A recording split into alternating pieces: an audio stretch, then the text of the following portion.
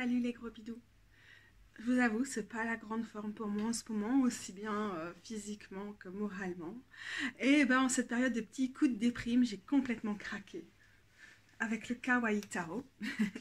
Et parce que j'ai craqué sur le Kawaii Tarot comme remonte morale, parce que oui, je suis parfois l'ultime consumériste dans ce bas monde, surtout en début du mois comme ça.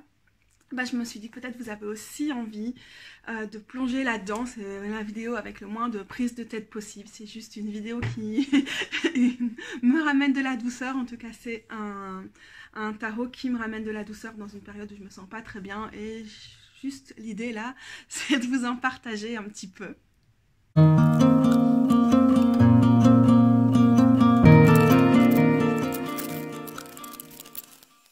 Pour tout vous dire, j'avais déjà un tarot kawaii qui est sorti maintenant il y a quelques années. Assez intéressant parce que le livret est quand même pas mal détaillé, contrairement à celui que je vais vous présenter aujourd'hui.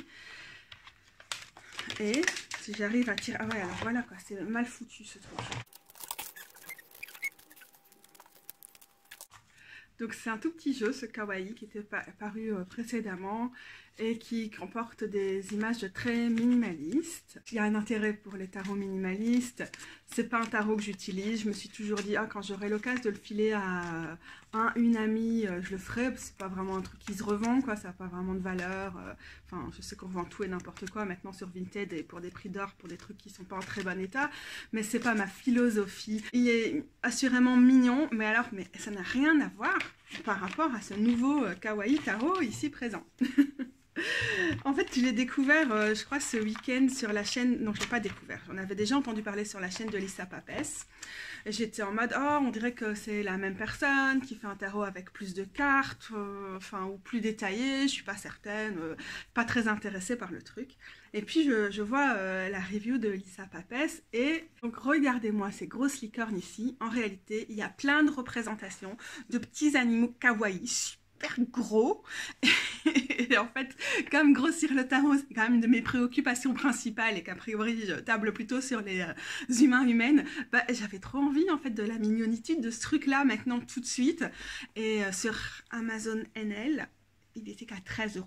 Il est plus cher sur Amazon France et honnêtement, j'ai vu qu'il y avait des problèmes de qualité de carte et tout ça. J'aurais pas trop à craquer au prix plein, mais 13 €. Ok, d'accord. Aujourd'hui, j'ai l'air d'une anticapitaliste de pacotille, mais très honnêtement, le moral est au fond de mes chaussettes et je m'en fous. Je me suis fait du bien. Désolée, pas désolée. Le problème, c'est quand même les grandes entreprises au final. Hein. Ok, d'accord, c'est incohérent. Ok, mais quand même, je l'ai reçu ce matin. Ok, nous y voilà les gros bidous. Donc on est sur une organisation spatiale qui vise à déranger le moins possible mon bureau et qui me demande le moins de travail. Donc désolée si c'est pas le plus beau setup que vous ayez jamais vu. C'est pas un vrai unboxing parce qu'en vrai Rose elle l'a déjà ouvert avant et j'ai juste pas trop regardé.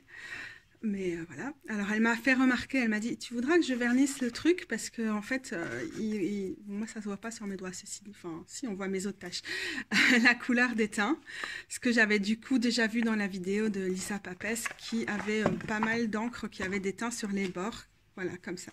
La production, elle vaut ce qu'elle vaut, c'est-à-dire qu'elle vaut pas grand-chose, mais du coup, tout l'intérêt d'avoir un tarot qui est pas cher. Enfin, les prix de base sont quand même plus chers que celui auquel je l'ai acheté. Je vous reprends quelques secondes plus tard dans la journée pour vous dire que finalement, cette boîte qui était quand même très pratique et très mignonne, je préfère franchement la ranger avec mes boîtes.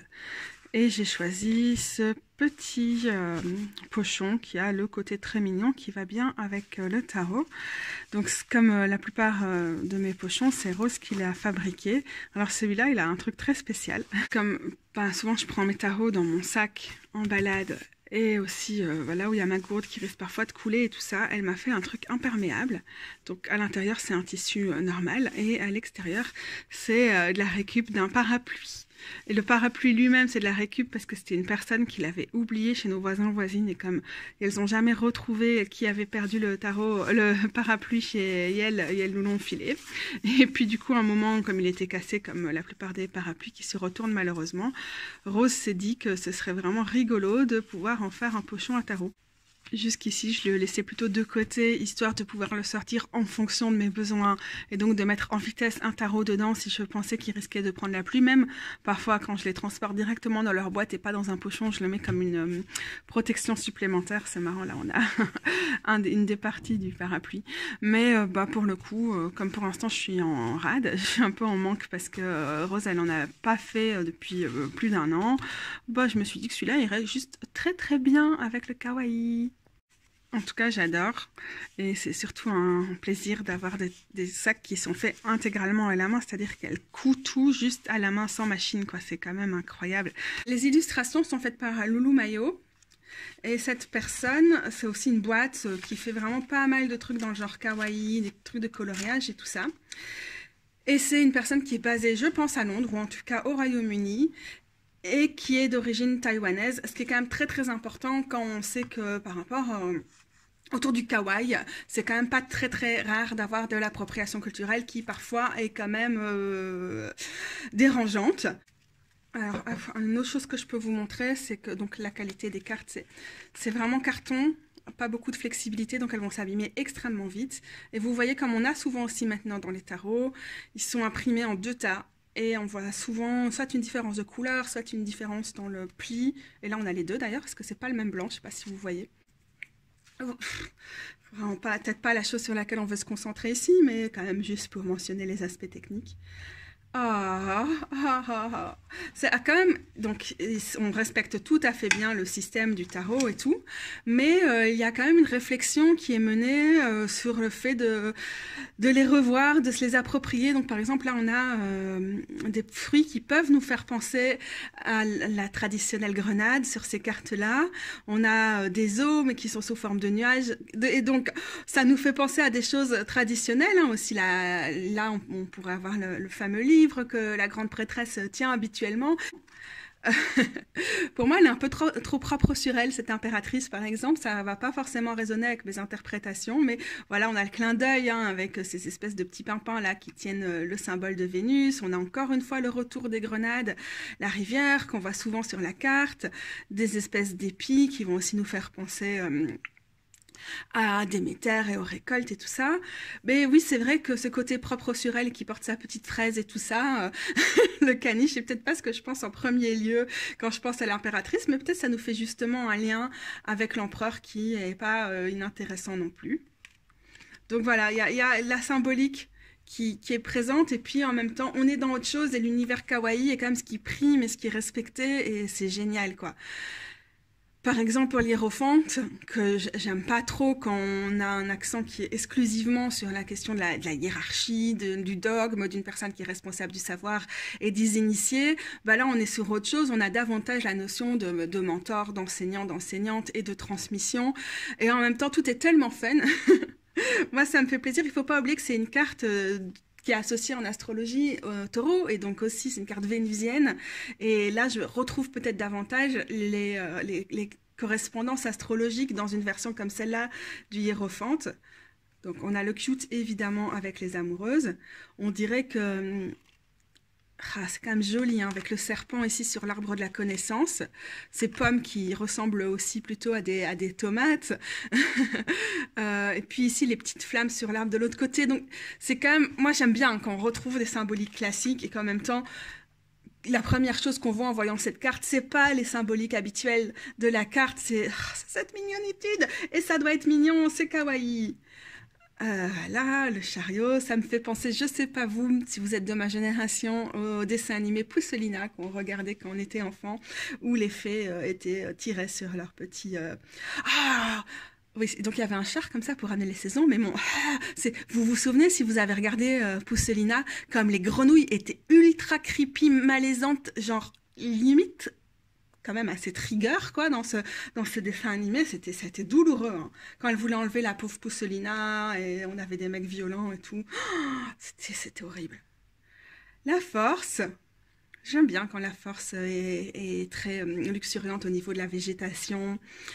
J'aime bien, on a un peu l'impression d'avoir cette Jiminy Cricket avec elle, et donc ça nous ramène fort à la force intérieure. Le côté créatif, voilà, ce sera à réfléchir, c'est vraiment mes premières impressions, j'ai pas tant de choses à dire que ça. Il va y avoir de la réflexion à faire sur cette carte. Alors Rose et moi, on est déjà convaincus par cette carte-ci. Pourquoi? Parce que l'ermite ressemble, d'après nous, à notre chat Sawin. Donc on est comblé, hein Rose? Elle rigole déjà derrière. Bon voilà, tout est parfait, hein. On est quand même sur le sommet de la montagne, on a la lanterne, en mode un peu... ouais. La roue de fortune, j'aime toujours bien quand c'est des roues de ce genre-là. Oh, ça me fait penser, est-ce que vous avez eu ça aussi? Ça me fait penser à beaucoup de jeux de mon enfance. On avait une espèce de truc, fallait appuyer avec les pouces pour faire bouger des petits bonhommes qui venaient se mettre dans des espèces de roues comme ça. Vous vous souvenez? J'aime bien retrouver des images de ces trucs-là. Peut-être c'est pas très explicite ce que je dis là, mais donc, pour les enfants des années 80-90, c'est quand même assez sympa comme univers. La justice... avec ses glycines derrière et tout ça. Il va falloir que je réfléchisse à cette justice. Le pendu avec le hibou. Vous savez que j'adore les hiboux. Le petit mammouth, les nœuds là, est vraiment sympathique. Et ben du coup, en fait, la mort, du coup, ça me fait rigoler, mais en fait, ça nous rappelle à des espèces qui peuvent avoir disparu, à l'extinction d'espèces et tout ça. Et donc, il y a quand même un côté sérieux derrière le côté kawaii. Tu penses pas, Rose? Voilà la tempérance. Donc, juste du coup, pour vous montrer les prochaines cartes, je vais surtout vous dire, mais regardez-moi ces gros animaux. Ça fait quand même vraiment plaisir. On a remarqué dans les vitrines des magasins de jouets en ce moment, il y a beaucoup ces espèces de peluches super fluffy, super grosses et tout. Je pense que c'est un peu un truc à la mode. Je me demande si on peut pas s'interroger sur un Roland grossophobe qui pourrait y avoir derrière en général, que je remarque pas en tout cas dans ce tarot-ci. Mais en même temps, je trouve quand même que ça participe à normaliser, à nous familiariser avec des représentations de la grosseur. Et bah, mine de rien, pour moi, je trouve ça vraiment important. Et voilà, je ne peux que le dire. Ce côté cirque avec Otari et tout de la tour. Mais en même temps, ça me fait penser à l'exploitation des animaux comme les otaries dans les espèces de parcs aquatiques et tout ça. Et je trouve quand même une grosse profondeur à cette tour. L'étoile... Ah, les gros chats, j'adore, avec la lune ici. Alors ça, c'est vraiment bizarre. Avec le chat qui... Ah, c'est vraiment bizarre. C'est bizarre parce que je retrouve pas la lune de prime abord dans ce jeu-là, dans cette représentation-ci. Et en même temps, on a l'impression qu'on est dans le déni, quand on est en train de jouer du petit tambour et de jongler avec blablabla, alors qu'en fait, on est sur une branche qui est très très fine et on menace de tomber à l'eau et les eaux ont l'air troubles, pour le moins, ou houleuses. Et donc, il y a quand même une mise en garde avec cette lune, peut-être. Ben, on va en profiter pour regarder ce que ça dit dans le livret, en quelques phrases.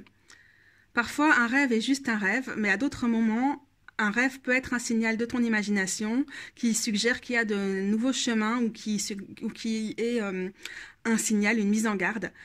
Écoute et apprends. Ça, c'est vraiment intéressant. J'ai encore rêvé de ça cette nuit. Moi, je rêve souvent quand je suis dans des moments d'instabilité où je me sens pas très bien, d'inondation, d'être poursuivie par les vagues et tout ça, mais vraiment, et honnêtement, encore cette nuit. Et... alors que je devais aller faire du cat-sitting, justement. En fait, ce tarot m'attendait.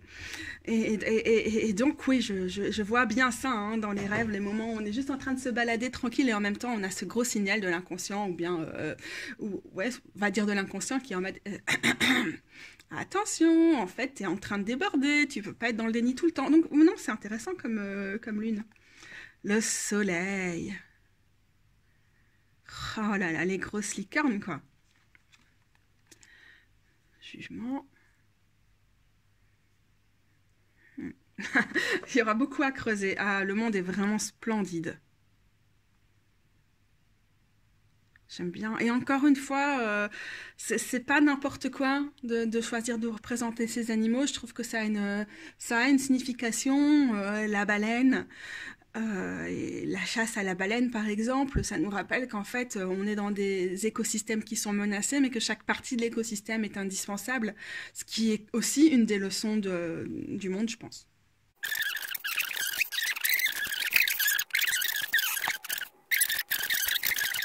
Comme je viens de publier il n'y a pas très longtemps, il y a quelques jours, ma vidéo sur le 3 de bâton, je regarderai bien les petits mots qui sont associés à ce 3 de bâton ici. On nous dit... Tu as eu du succès, mais il y a encore plus de défis qui t'attendent. il y a aussi le potentiel de trouver une partenaire qui peut t'aider à accomplir le genre de succès dont tu rêves depuis longtemps. Ok, j'aime bien quand on parle de partenariat et de collaboration avec le 3 de bâton, ceci dit. Ouais, ok, c'est pas forcément... C'est un aspect de l'interprétation, disons. C'est peut-être pas celle à laquelle je m'identifie le plus. Les paresseux ici, formidable. C'est très 4 de bâton, hein. On a aussi la notion de repos avec le 4 de bâton, d'avoir accompli quelque chose et d'avoir le droit de se reposer, et aussi quelque chose de souvent très communautaire, de la communauté qui apporte de la structure. Donc voilà, c'est kawaii, mais c'est aussi, il y a de la complexité là-dedans. Ça, c'est vraiment, vraiment mignon, quoi, avec le cactus et ces gros bonhommes. Et honnêtement, quand c'est un peu trop rose bonbon, un peu bisounours, les tarots, bah, au final, c'est pas forcément ceux vers lesquels je me tourne le plus. Là, le fait qu'il y a un grand respect de l'iconographie du Wade Smith, peut-être, mais c'est sans assurance parce que le culte est peut-être quand même pas non plus mon univers de prédilection. Bon, je vais mettre sur pause hein, pendant que le chat est en train d'hurler parce qu'elle a fait caca et donc c'est la fête. Ça, ce sera vraiment affaire à suivre, mais en général, dans mes vidéos de vlog et tout ça, je fais du suivi de ce que je dis dans des unboxings, parce que c'est vrai que le unboxing, c'est pas ça qui nous permet d'avoir un avis approfondi sur la question. J'en ai pas passé une? Ah non. Non. Donc on verra. Honnêtement, je sais pas, peut-être pour l'instant, ça me ferait le plus grand bien. Donc là, on est dans les deniers, ça s'appelle coins, pièces, mais donc aussi dans les pentacles ou dans les disques, en fonction de ce que vous préférez. J'aime bien quand il y a l'arche derrière dans les plantes. C'est une symbolique que je trouve vraiment sympa. Le 2. Le 3, oh, c'est trop mignon, on est en train de créer un manège. Donc encore une fois, les clins d'œil, quoi, le respect de l'image. Bon, vous avez vu avec le 2 aussi, hein. Oh, mais c'est vraiment mignon. Je vais pas dire mignon beaucoup trop souvent, parce que c'est le nom de ce tarot, mais qu'est-ce qu'il est mignon, quoi. Aïe, aïe, aïe. Les petits... le petit 5 de pièces, là, ça me fait penser... au fait que Rhodes, Fat Positivity Belgium, avait dessiné à un moment un logo avec cette symbolique-là. Génial, génial les 6 de pièces. Alors j'aime pas trop quand c'est des images trop tradies avec ça, mais en même temps là c'est vraiment chou chou chou chou. Je sais pas si je peux juste rigoler, excusez-moi, mais il y a ça ou pas? Ils sont vraiment gros, hein. Je sais pas, c'est vraiment plaisant. Ah bah voilà, on retrouve notre caniche qui était dans l'impératrice. Très bien, parce que c'est une carte vénisienne, le 9 de pièces, c'est une carte qui est associée à Vénus et au signe de la Vierge. Le 9, du coup on est dans le deuxième décan, si je me trompe pas. Peut-être je me trompe pas. Ah, donc c'est rigolo aussi d'avoir choisi de répercuter, enfin de ramener un personnage qui apparaissait selon la carte associée à la planète Vénus.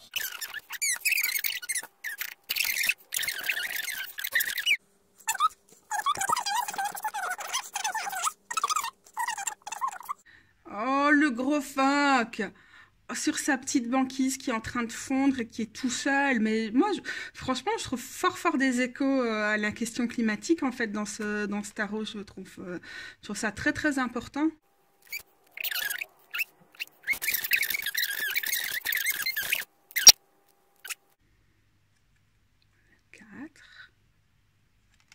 Avec les paresseux. Oh, ça me fait penser qu'on avait vu les paresseux sur le 4 de bâton.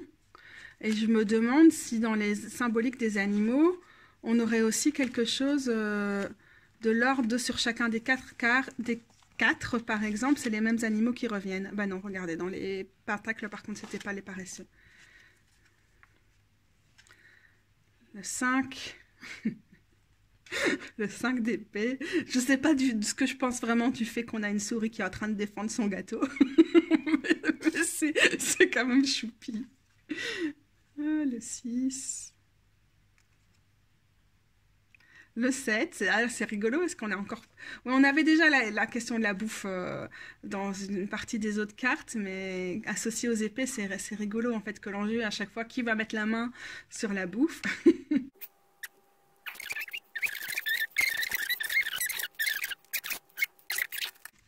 Résultat des courses, je suis contente. Je trouve ça vraiment soupi. Je vais mélanger les cartes. Et comme c'est vraiment du carton, je fais le crash test pour vous, mais je pense pas que je vais pouvoir souvent mélanger comme ça en fait. Parce que j'ai peur que ça les abîme. Bon, ça passe. Ça se mélange quand même bien malgré tout.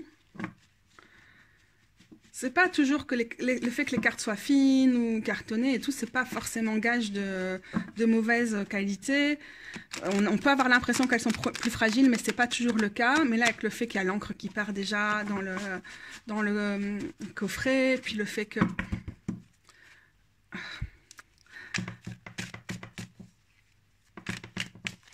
ça a coulé sur les bords et tout ça, on sent que c'est le core, vraiment le noyau, quoi, le centre de la texture de la carte qui n'est pas très solide, et le fait que déjà la moitié des cartes arrivent déjà recourbées au sein même de la boîte, ça nous assure que la production n'a pas été très léchée et que donc c'est pas les cartes les plus durables du monde, ce qui est interpellant par rapport au fait qu'on voit bien qu'il y a une question quand même de réchauffement climatique, de disparition de certaines espèces et tout qui, enfin moi je le vois, qui semble être un fil rouge dans ce tarot.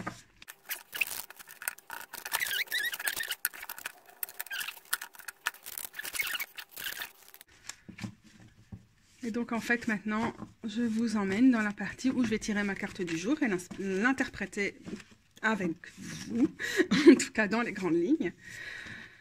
Ouh là là. Pour moi, elles sont un peu trop épaisses et pas faciles à manipuler avec mon syndrome des nerfs dans l'os, mais bon, ça c'est lié à mon hyperlaxité, ce ne sera pas le cas pour tout le monde. Est-ce qu'il y en a une qui veut sauter ou pas? Je sais pas, non, je crois que je vais devoir la tirer. On va prendre celle-ci et on va prendre celle-là. Ok. Alors la première chose qui est qui est plus que rigolote dans ce tirage, donc le 10 d'épée et le 2 de pièces, c'est que Rose, devait déjà manipuler le jeu pour tirer sa carte du jour et que c'était celle-ci. Et en réalité, c'est vrai que la question de comment on jongle avec nos priorités, avec ce qui est indispensable pour nous et tout, est aussi lié à la question du couple et de la question relationnelle pour le moment, et de comment parfois ça colle pas des masses. En plus, Rose, elle est en train de travailler sur une grande toile et tout, donc c'est intéressant que ça revienne pour moi, parce que ça me remet aussi dans peut-être l'équilibre vie sentimentale et ce que j'aimerais pouvoir faire. Moi, ça me ramène aussi énormément dans le fait qu'il y a pas mal de choses sur lesquelles je dois avancer là aujourd'hui, et en même temps physiquement, mais je suis vraiment pas bien. et donc voilà, comment je vais faire pour trouver cet équilibre, et quand même une des questions importantes pour moi est de pouvoir doser sur ma liste de choses à faire aujourd'hui, qu'est-ce qui est vraiment indispensable, parce que je vais certainement pas pouvoir tout faire et je vais certainement finir en crise de douleur à devoir regarder de la télé-réalité pour oublier. le 10 d'épée, ça me rappelle aussi, je vous ai dit au début de la vidéo, je suis vraiment déprimée en ce moment, c'est difficile, c'est pour ça que j'ai pris ce jeu-là, donc c'est important d'avoir le 10 d'épée, mais je pense que j'ai été un peu loin. Là, hier, j'ai passé ma journée à pleurer. Et que maintenant je crois être prête pour autre chose, donc aller au bout peut-être des larmes que j'ai à pleurer, à quel point je me sens pas bien. Il y a des choses sur lesquelles vraiment je me lamente ou je ressasse et tout ça. Et voilà, de fait, je me sens pas bien, et cette carte, elle le dit aussi, mais c'est le 10 et c'est le moment de passer à autre chose. Et peut-être justement l'autre chose, c'est de mieux doser pour trouver de la place pour le fait que je me sens pas super bien, mais aussi malgré tout le fait de réussir à petit à petit doser mes efforts pour faire des choses qui me font du bien. Ça me rappelle que peut-être par rapport à ça, je vais avoir besoin d'aller me promener aujourd'hui dans la limite de mes capacités. C'est là que je me rends compte qu'il commence à pleuvoir dehors. Merci le 10 d'épée et la pluie derrière pour cette prémonition de quelques minutes. Non mais Rose, t'as déjà vu des trucs pareils? Non, il pleut déjà depuis plus longtemps, je vois qu'il fait mouiller, je l'avais juste pas vu. donc voilà, je trouve ça dans les grandes lignes vraiment, vraiment bien, et ça m'invite à réfléchir sur ok, ça va pas, mais comment tu vas peut-être au bout des larmes que tu as encore à pleurer, mais dans l'idée de pouvoir passer à autre chose ou intégrer ces blessures-là dans autre chose. Et le 2 de pièces de pentacle ici me ramène dans quelque chose de plus quotidien, quoi. Comment je vais jongler avec ma santé mentale, mais aussi tout le reste des choses qui est importante aujourd'hui, parce qu'il y a question notamment de deadline cette semaine sur des trucs administratifs qui ont quand même leur importance. Alors avec le 2 de pentacle ici, on dit il y a beaucoup qui se passe pour l'instant. Est-ce que tu arrives à... non, comment est-ce que tu équilibres tes priorités? Est-ce que tu es une jongleuse assez bonne ou est-ce que c'est le moment de faire des découpes, donc de mettre certaines choses de côté parce que tu ne peux pas tout jongler. Donc voilà, c'est quand même impressionnant qu'en 2-3 petites phrases, on arrive à avoir l'essence. Enfin, je sais pas si c'est l'essence, mais quand même quelque chose qui est assez pertinent sur l'interprétation d'une carte. Ça me fait toujours plaisir. C'est aussi bien pour les gens qui apprennent le tarot, mais qui préfèrent ne pas avoir trop d'explications pour les laisser s'approprier les cartes. Et avec le 10 d'épée, on a « les choses peuvent sembler bien sombres ». Quand tu es en train de gérer un fameux coup, ça peut être facile de perdre tout espoir, mais tu es encore debout. I'm still standing. Et maintenant, c'est le moment de commencer, de reconstruire. Donc, c'est quand même en partie ce que je disais. Maintenant, je vais tirer une carte pour vous, pour que vous puissiez vous en imprégner si vous le souhaitez, pour clôturer cette vidéo. On a le 3 de denier, dont je vous ai dit tout à l'heure que j'aimais vraiment beaucoup le fait qu'on a cette idée de travailler ensemble à co-construire quelque chose, mais qu'ici le côté vraiment mignon, c'est que c'est une espèce de manège qui est en même temps une espèce de pièce montée. Alors, coucou aux personnes qui avaient aussi le petit manège en Lego quand elles étaient enfants dans les années 90, parce que je l'aimais vraiment bien, ce petit manège en Lego. Ça me fait penser à ça. Alors, le 3 de coupe, ici, on nous dit, tu as des talents, mais tout ce que tu as sécurisé, tu l'as pas fait tout seul, toute seule, et tu as eu de l'aide au long de ton chemin. C'est rigolo d'avoir décidé de mettre tout ça au passé dans ce texte. Voilà les gros bidous. En conclusion, on a un jeu qui est vraiment original, qui est assez cheap au niveau de la qualité des cartes. Mais si, comme moi, vous le trouvez sur Amazon NL à 13 € et que vous savez que vous avez un mois compliqué et que ça va vous aider à vous remonter le moral, pourquoi pas. En tout cas, moi, en dépit de sa piètre qualité, il m'a convaincue au niveau de ses images, de la réalisation des images, de son univers kawaii au possible, de ses petits bonhommes tout gros, et en même temps du fait que on n'a pas eu un côté, on a mis trop de bienveillance ou de gentillesse ou de douceur ou de mignonitude sur des cartes qui sont des cartes au contenu difficile.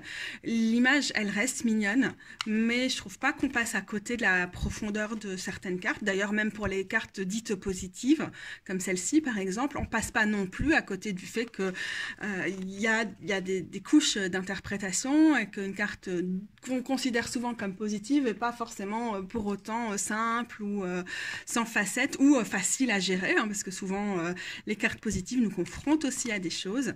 Je sais, je dis toujours, il n'y a pas de positif et de négatif, c'est un spectre, mais on s'entend, on a quand même, quand on voit les cartes, cet univers qui nous revient de leurs interprétations, de leurs perceptions dans les représentations générales. Donc voilà. À bientôt les gros bidous, j'espère que ça vous a fait autant de bien que ça m'en fait à moi de voir ce mignon petit kawaii tarot.